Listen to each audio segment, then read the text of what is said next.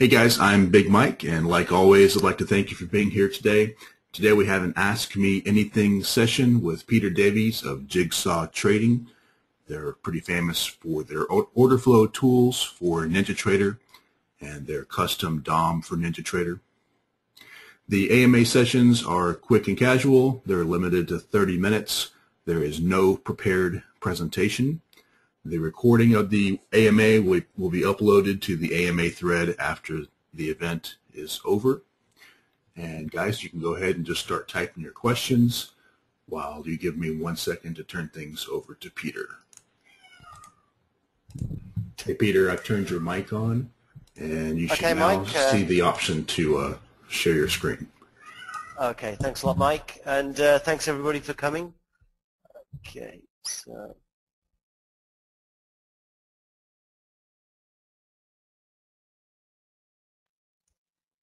Okay, you should have the screen now. Yep, there we go. Okay, You've got the one that looks like a dome? Yeah. So okay, cool. While we're waiting for a couple questions to come in, just go ahead and tell me what we're seeing on the screen here. Okay, so on the left-hand side, that is the depth and sales. So that is kind of the dome product. Over here, just to the left of that is the trading interface window. The long window in the middle is the reconstructed tape, and then we can take those off for now. They're not mine. And then this is the summary tape. So this is one of the other tools that we do.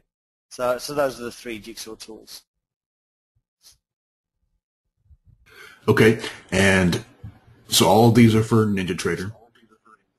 Absolutely, yes. And is there any reason that you need to run the DOM that comes with Ninja, or does this totally replace that? No, it totally replaces it. It hooks in straight into the back end. Okay. All right, guys. So just a reminder that as you have questions, go ahead and type them in. That's the point of being here. So, Peter, how long have you had this product? Well, it first started almost 3 years now. I actually wrote the prototype, but we've been on the market almost 2 years. Okay. Ralph is asking if you have any chart trading. No, I don't do chart trading, but if you place a trade through this dome, you can modify it using Chart Trader in Ninja. So okay. It's fully integrated to Ninja. What about the other way around? What if you use Chart Trader to get in? Could you manage the position using this DOM? Yeah, absolutely. It's just orders. Ninja doesn't care. We don't care. Okay. You know how the orders got created. So walk us through again a little bit more detail what we're seeing. So I see some volume profile stuff. I see the histogram. I see value area and the initial balance, overnight low. Yeah. Looks like a developing value area. What else are we seeing here? Yeah, so on the left-hand side here, really, all that is a place for you to put in the areas you're looking at. So it's just really free format text. It doesn't generate automatically. Okay, gotcha. Then this column here, that's where you see your orders that you've placed. This is obviously the volume profile. We've got the price. This column here shows me the total amount of trades that have hit into the bid. And over on the right, total trades that hit into the offer, and that resets itself. I presume you can see my cursor, right? Yes. My mouse. Yeah. It resets when? Okay, cool. Right. Yeah. It doesn't reset. It resets if you do this, basically. So if you want to clear it out. Okay, so you could start kind of like at the cash open and then accumulate the values. Absolutely, yeah, absolutely. It'll actually reset if you want to. It'll actually reset automatically at the cash open. These two columns in the center, they're the current trades hitting into the bid and the offer. And basically what they do, they show you what's hitting in right now. And if you leave an area and come back, they will reset.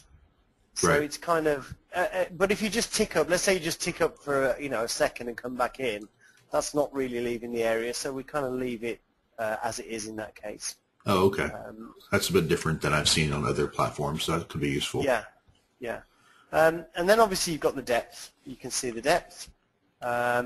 And then on the outside of the depth is what we call the snapshot, and that tells you how many contracts have been added or subtracted since we moved to this level.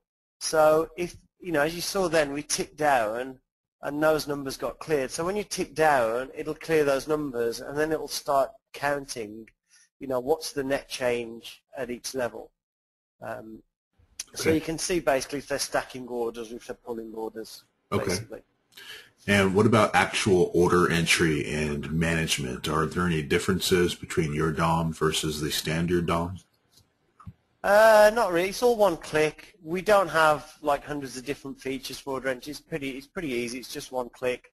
You can click the bids. We have something called an auto feature, and basically what the auto does, if I'm a buyer and I want to enter an order up here, that's going to be a stop order. And if I enter down here, that's going to be a limit order. And if I enter out the inside offer, that's also going to be a limit order. So there's an auto mode that kind of decides whether you want to put a stop or a limit order on. Okay. But really, it's just a fairly simple, easy to use order entry interface. Okay.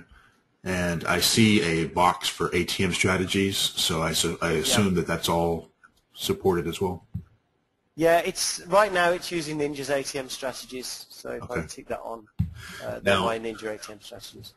One of my issues with Ninja in the past has been that I like to place orders, pending orders ahead of time at certain levels, and I like to manage those separately. So I want to be able to place a pending order to get long and then be able to manage that pending target and pending stop before the order is filled. And NinjaTrader doesn't support that. Does your DOM support that? Okay, so how do you manage it? I'm not really sure I understand how you manage it. Just move it around? I want to be able to, with Ninja, I can't set my target and stop manually until the order is actually live. So if you look at other products, other platforms, you can manipulate the pending target and pending stop even on a non-executed order. Yeah, I mean basically you could put in a limit order here, but the problem is if you put in an order up here to get out, then that would actually trigger. So it will actually trigger the first order you submit, the first order that gets hit. Okay. All right. So it sounds. So, I mean, you can. Same limitation. Yeah, exactly. Yeah. Okay, absolutely. So let's take a look at some of the questions here. We have, let's see, Chuck wants to know, he says, hey, Peter, I'm an existing customer, and I noticed the histogram in the alert column. What is that? So that's the volume profile, right? Yeah, that's something we added in version 4, so probably got somebody there who's not up to date. It's just a simple volume profile. Okay. And then as far as the histogram on the very far left column, that's just what? That's a work in progress. That's just showing me. There's a lot of people that say they want a visual heads up of what's going on. A lot of people say they don't like to use the numbers. So what we did, we put in histograms. This histogram, the big one, shows me the depth, and then the histogram in the middle shows me the snapshot, what's being pulled or cancelled. So it just gives a visual way of showing what's in these columns. Okay. Can you maybe go through some of those tabs on the settings so we can check out some of those? Yeah, well, the main one is the parameters first, which this is where you set, how it's going to work, whether you auto center or not. Right now, we kind of follow Ninja's lead on auto center. So in this particular license key, I'm not using static DOM. We have a maximum auto center of 15 ticks. If you don't have static DOM license, you can set how much depth you want to see, how much snapshot depth you want to see. Okay. You can turn columns on and off. And then there's some parameters here like how long, if you leave an area, how long do you want to be able to leave an area before it clears it on the way back? Should I print trades if they come up outside of the inside bid offer? How sensitive is the scroll wheel? This would be technical. The order quantity step says, if I've got an order and I'm kind of going up and down, how much do I want to step up and down on an order? So that's kind of just some. Now you mentioned the static DOM license, so there's no getting around that. Everyone still has to pay the per trade fee. No, well, here's the way we do it. if you've got a license for static dome, then basically you can turn this auto center off. Okay, so if you've got the Ninja static dome, you can make this static. If not, if you don't have static dome licenses, then this is dynamic. So dynamic to us, we will basically auto center if it moves more than 15 ticks away from the center line. So that's our version of dynamic. It doesn't move every tick. Okay. All right, Nathan's asking if you can go into more detail on the middle column. The middle columns here. It's basically, if you look at X-Trader and you look at even NinjaTrader, it shows you what the trades are that are hitting into the depth. So the depth is kind of the resting orders. They're showing you the intent.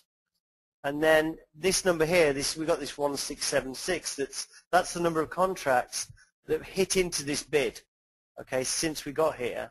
And then because I've got 1,200 left, I've got 1680 that's hit in, and I've actually got 1243 right now that they've added. So it gives you an idea of, okay, what is the depth, what was the depth before, and how much has hit into it, to give you an idea if are the bidders actually stepping up to the plate, are the bidders like kind of shying away a little bit. So like really, the reason I wrote this is because none of the other domes. Sorry, there's a big delay. You're in Thailand, right? Sounds like you're tracking iceberg orders, right? Yeah, you're tracking iceberg orders, but you're also seeing, as you can see here, we've come down, and we've got 417, 584, 184, then 1020, then 2961. So we can see that as we've actually moved down, it's taking more and more contracts to actually tick down through each level. So it kind of gives you like an immediate history of what it's taken to move through a level. So if you're a scalper, you might say, okay, the bidders are firming up there. I might try and scalp along on that.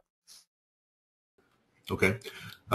Najmul wants to know if it works with equity markets, Forex, as well as futures. Doesn't work with Forex because there's no depth. It works with equities, but one thing you need to be aware of, if you're looking at a stock like Apple, there might be like 20 cents between the inside bid and the next bid, and that means 20 rows on the dome. So the reason stock traders use level 2, it's side by side. It doesn't have that kind of vertical layout. Right. If you wanted to trade stocks, you'd be looking at stocks from $20 to $80. Decent amount of volume, more than 400, 500,000 shares a day. Yeah, it would work in that case, but for stocks like Apple, it would be pretty useless. Okay. Chuck says, is your reset on new session box checked? His depth and sales isn't showing the gray-black difference for the high-low of session. Yeah, well, if I say reset on new session, which I do, it means basically when I get into the pitch session, this grey here will disappear, and I'll start new at the open price. I think that answers it, right? We'll see. The grey will still be there, but yeah. Oh, sorry. Yeah. He says yes. Okay. Cool. Another question: what are the bars under the IB high text tracking? So I think again, this is the histogram on the far left. It's a visual representation of these columns, basically snapshot.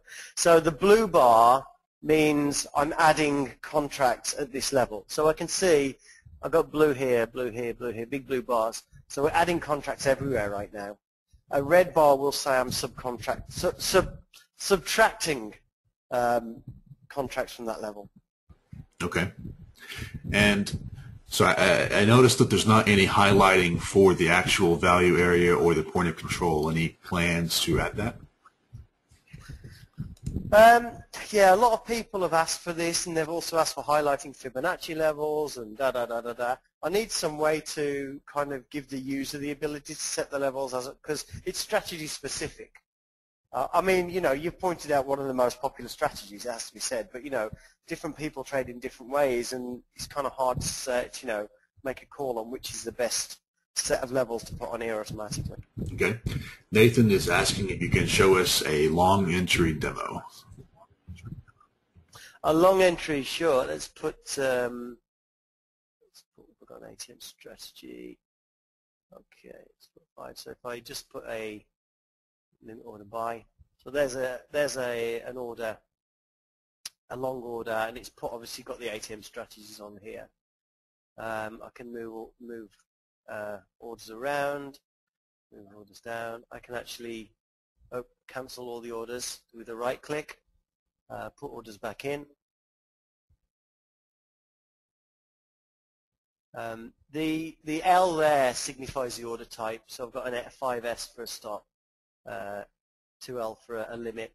And what we'll actually do is if I actually bug out of this trade, let me just check, close, outstanding orders when positions closed. If you actually have that set and you get out of the trade, it'll actually close a lot of outstanding orders. Some people, you know, you might have an order quite a few ticks below your screen, and maybe you've missed that, and that gets taken, you know, that hits overnight. So I like this option where it just basically closes everything out once you flatten.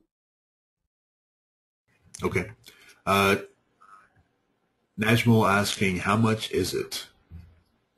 The tool set's $350, but that doesn't give you the ability to trade live. The live trading interface is another $50 a month. But when you buy it, you get the first 3 months of live trading free. A lot of the customers are just in trading right now, and then we've got some other customers that trade on other platforms, and we've got, you know, obviously we've got customers that live trade as well.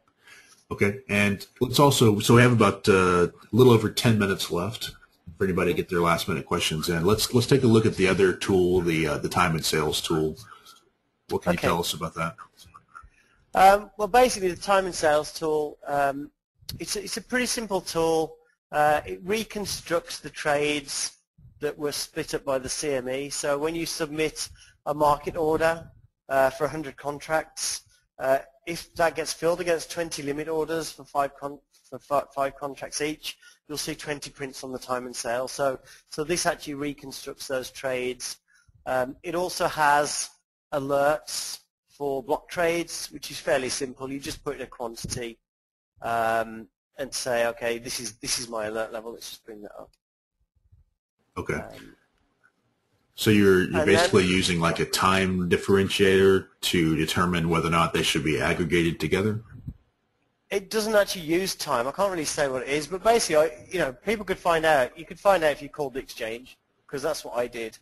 I actually called the exchanges and asked them, you know, how, you know, a few questions, and they kind of gave me a way to figure it out.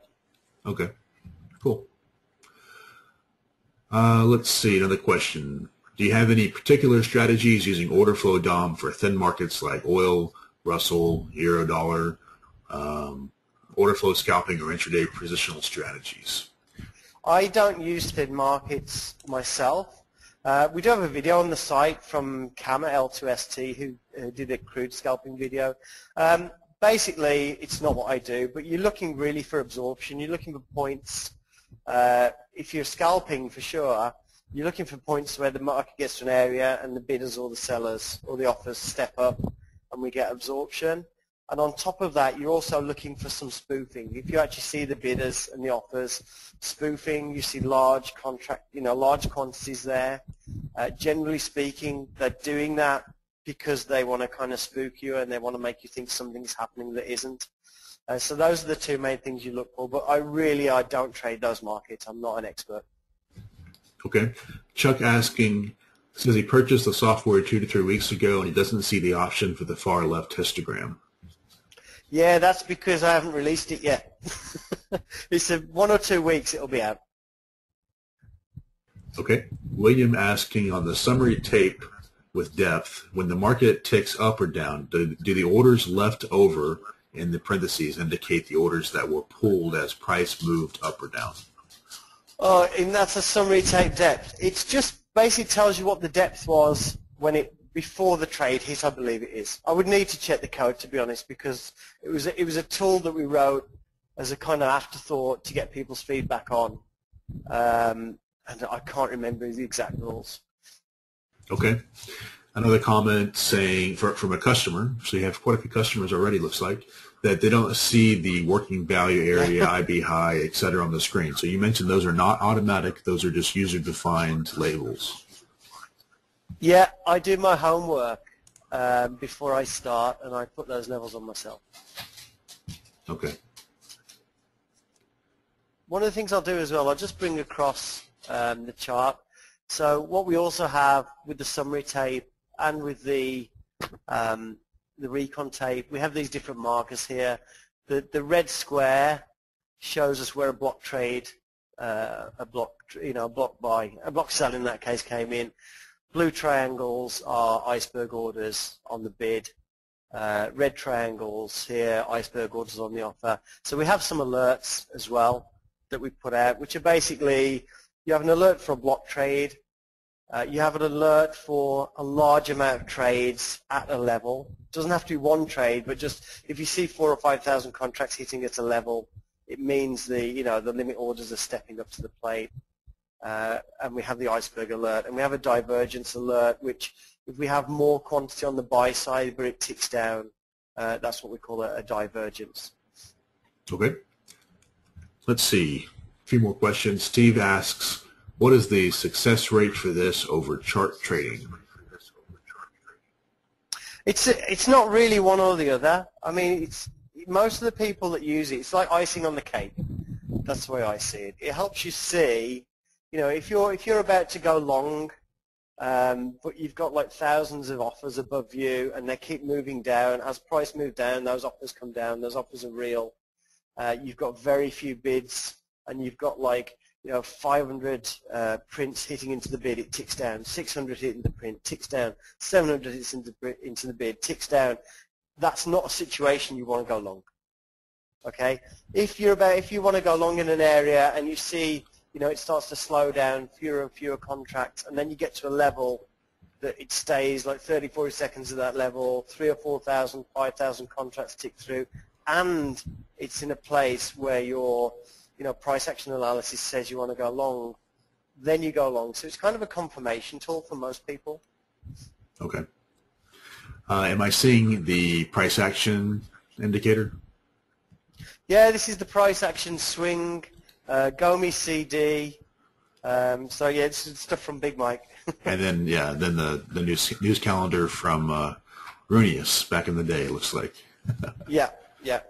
Okay. Let's see. Nathan asking about what is the AMA thread. So just to clarify for everybody, we have several Ask Me Anything, aka AMA, threads on BMT. So if you want to find the thread for Jigsaw trading, you can just do a search on the top right, type in AMA space Jigsaw, and Jigsaw is one word. That'll get you to this thread.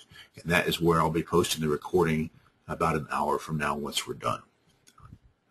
Okay, so looks like we've answered all the questions that are currently in the room. If anybody has other questions, actually Arnie just asked, why Jigsaw? So any feedback on how you came up with that name?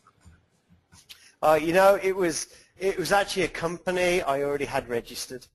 There was nothing more than that. It was actually a company we were importing car alarms into the UK. It had nothing at all to do with trading. Right. Okay. And I think I asked you already about your username. So am I pronouncing it correctly if I say Dionysus Toast? I don't know myself. I kind of went onto Wiki looking at Greek gods, and I found the god of wine, and I thought that's probably appropriate. All right. Okay. Another question asking if it works with equities. So you already explained that it does work, but that you have to be prepared for some equities that are trading with large spreads, right? Yeah, and just the spread and the gap between prices as well, between bid levels and offer levels. I mean, if you're trading Goldman or trading Apple, there's going to be big gaps. It's not ideal. You'd probably be better to use the summary tape on the far right in that case for reading the order flow. Okay.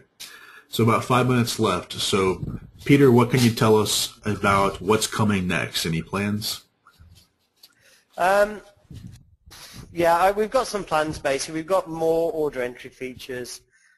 We've been asked to do some more platforms. I mean, people are always asking me, can we support more platforms? So really that's the direction we're going to go in next. Okay.